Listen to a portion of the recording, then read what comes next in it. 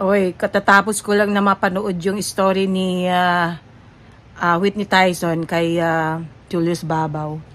Na-touch ako sa totoo lang.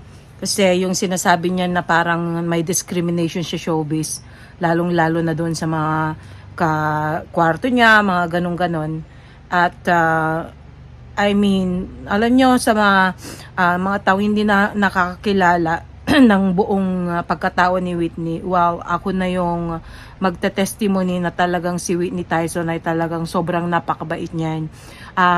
Nakasama ko na siya sa mga ibang show, sa mga provincial shows ganon. Ilang beses ko na rin siyang nakakwarto.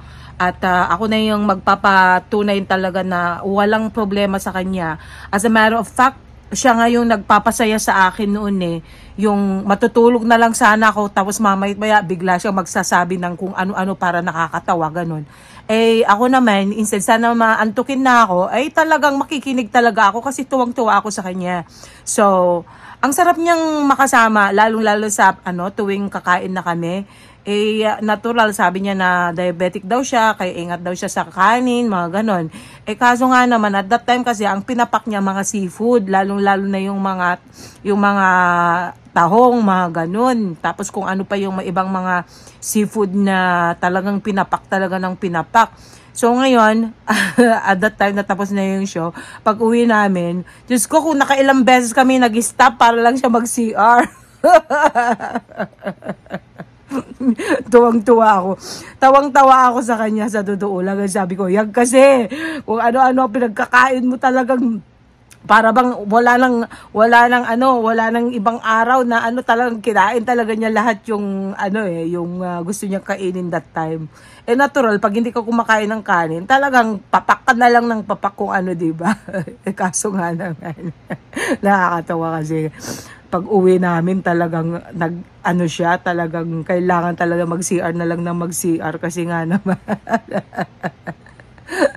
siguro na food poisoning o kaya ewan ko bakit ganun. Eh kami, hindi naman kami na food poisoning, hindi naman kami nagtatae o basta baka nasobrahan lang talaga. Lalo-lalo din sa tahong.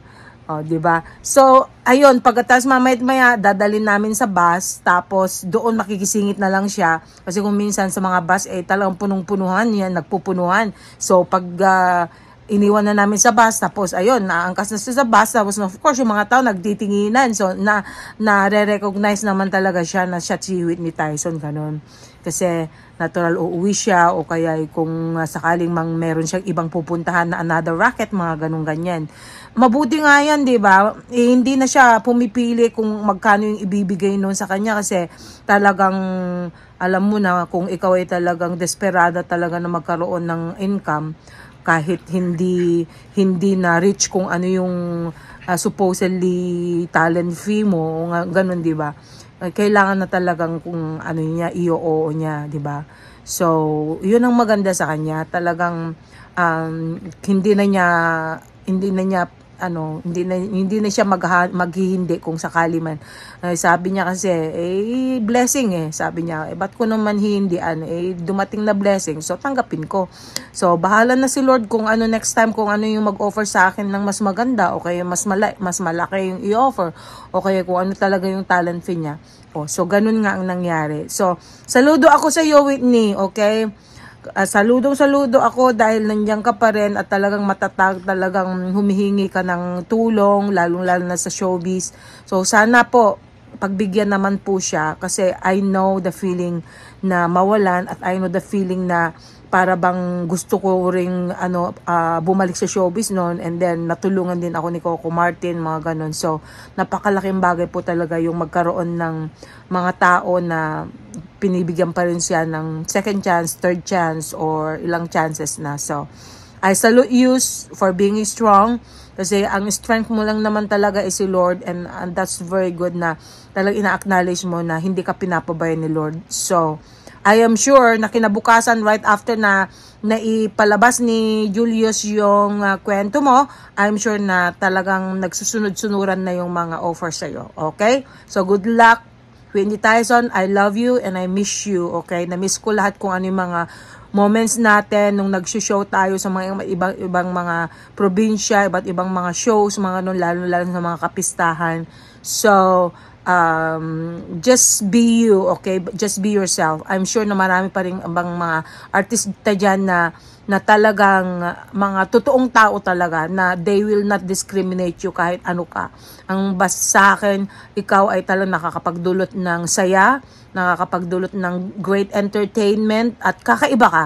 So, kapag kakaiba ka, hindi ka mawawalan ng trabaho, darling. Okay? Darating at darating. And I'm so glad na ikaw hindi mo kinakahiya kung anong buhay mo.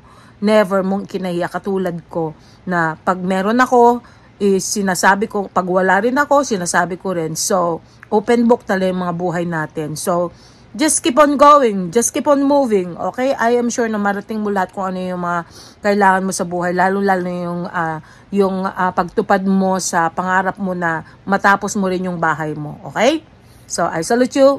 Good luck. God bless you. And I miss you. I love you. Okay? From Mystica here in Las Vegas. Alright.